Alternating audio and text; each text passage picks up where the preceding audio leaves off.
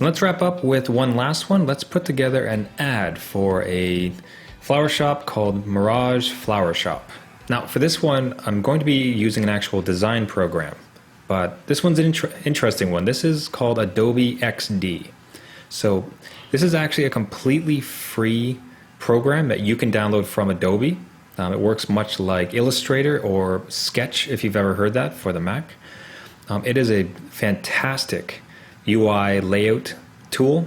In fact, I use it professionally, so it's quite powerful, quite feature-rich, and as of this recording, completely free to download and use. So if you want to have something a bit more robust to put together layouts, check it out. There's a lot of tutorials online, and if you'd like to see me put together some tutorials along these same lines of what we've done here, just shoot me a message. Maybe happy to do so. But you'll recognize a lot of the same kind of concepts as far as text pieces on the side, shapes over here. It does require a bit more knowledge, but you can certainly learn it. That's very interesting. But let's walk through exactly like we have based on what we've learned. So let's look at fonts. Now, in this case, we're actually kind of starting with a font and a color. We're supposing that this is a logo that they've created. So the font they're using is called Ropa Sans, a free Google font, a very beautiful one. And the color is this kind of host of pinks, which is very nice. And here's kind of the two primary ones. So we're right off the gate, we're starting with fonts chosen for us and colors chosen for us based on the brand. So part of our job has been made easier. Let's take these text parts and change that to Ropa Sans. And we will just stick with the one font rule to make it easy this time. So next up, let's look at the sizing and the weights of the fonts. So this is the logo that's going to be existing. Then we have our body text and a subheader. I'd like to see this a little bigger so it could be legible. So let's pump that up to what's being called 60 here on this program.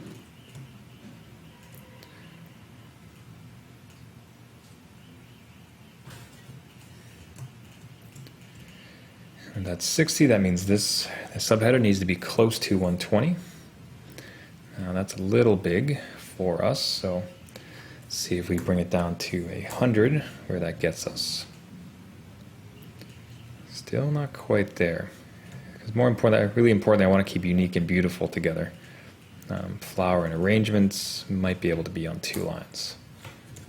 No, not even that. So let's try instead. Let's really bend the rules for seeing where we can get it to. So let's start with that. Maybe just bring these down a little bit more. So bending almost until breaking as far as that rule. But more important than the rules is making something look good. So try to apply the rules, see how it looks, and then shift so it looks good. The outcome is always going to be the most important. Now let's bring in a photo. Now most ideally this is a photo of your actual flower shop or whatever product you are selling. In my case, I found a really nice looking arrangement here on Unsplash. So a beautiful vase with some really nice pink flowers. All the better because pink is mimicked in our logo. So I have downloaded that already. And let's work with a layout we are becoming fairly familiar with, as far as taking up half and bleeding off the edges. So PowerPoint and Word have that crop tool kind of built right in. With Adobe XD, one of the ways to do that is something called masking. So you draw the shape where you want your photo to take up, and you apply a mask. So you're basically saying, okay, program, only show this part of this image. So let's go with about there, about a third of it. Right click, I'll say mask with shape.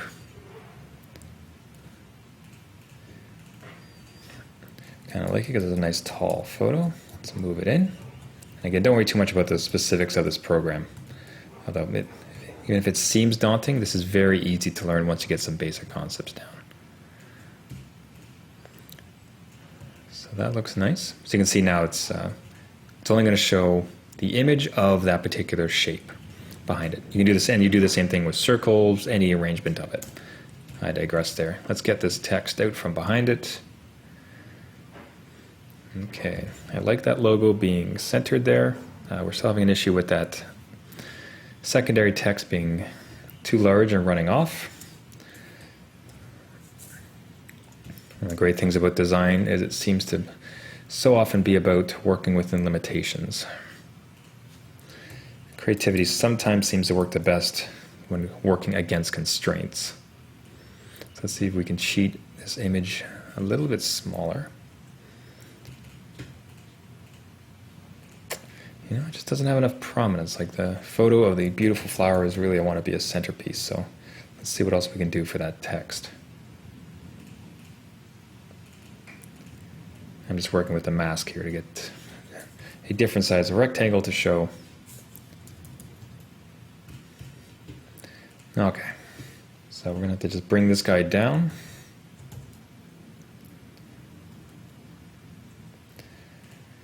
That lines up fairly nicely. Let's move it over.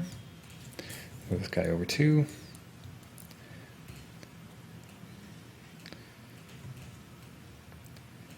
Okay, so I guess the bigger question of is there a hierarchy and is there enough contrast between this sentence and then the rest of the content? I would argue yes, so I think we're okay with these sizes. Okay, let's pull out some colors to see if we want to work with those in our text. So perhaps 2 pinks and then a gray. Now this has a fairly nice color drop tool, so however you have to bring it up by pressing I. Let's grab this nice dark rose. Let's grab a secondary pink. Okay, let's grab one of the light ones too. Then let's also grab the gray of the logo itself. Again, don't worry too much about all these shortcuts and everything. It's more about the producing the composition. Unless you'd like to learn XD, which I highly recommend. Okay, so we have a series of colors. Again, kind of a nice part of this tool is you can save a color palette. This works a lot like Recent in PowerPoint and Word that we saw. Add it in, add it in, add it in. Okay, we have our color palette set. So let's make sure at very least this is the same gray as the logo. It looks like it is, great. I wonder if it would be what we can do with adding the bottom has a nice dark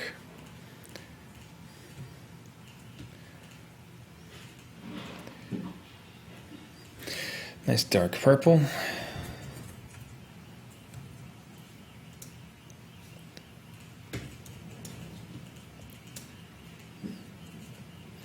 Okay, it's starting to come together. I like that this purple here mimics the top color, so it kind of brings the eye throughout, helps with the hierarchy. As far as the spacing is concerned, clearly it's not the same spacing from here, so our options are going to be perhaps just using the word web. You put it onto the secondary line, or this would also be a pretty good place for an icon as far as a little globe. Now for visual hierarchy, we'll keep the contact information together. Spacing looks good, font size looks good. Now for iconography, I was looking for some here, my issues being I am not too confident in putting something for funeral. There's a lot of not so great imagery. So instead I think what we can do is a trick to just grab these flowers and we put those throughout. So a little bit of repetition there. For that, I want to increase the line height here for our spacing rules. So I'll call that about 140%. Nice and spaced out, made for easy reading. Okay, let's do this trick. Let's get rid of this, and now we have just this flower icon. Let's use this, since we don't have a great set of icons that are really happy and safe for everybody, reusing of a design element from somewhere else. Looks like they need to be a little smaller to ensure spacing. Don't get too crowded. 4. Let me make sure those are aligned. Make sure that the spacing is good. Bring it in a little bit. And there we have it. So, simple enough, we took the font and the colors from the logo. We then made sure that the text was different enough as far as the sizing and the contrast, so the contrast with the colors. We then brought in a really nice photo and struggled a bit as far as how to place it with the amount of content, but we're able to finally figure out a nice vertical alignment, about a third of the spacing there.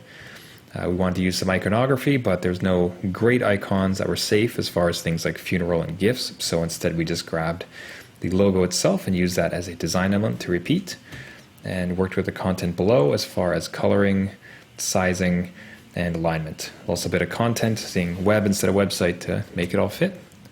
And altogether, pretty straightforward and pretty easy, we've produced a good looking ad for use. And that wraps up our practice session, taking everything we learned of fonts, colors, images, and iconography in the course and applying it to a few different document scenarios.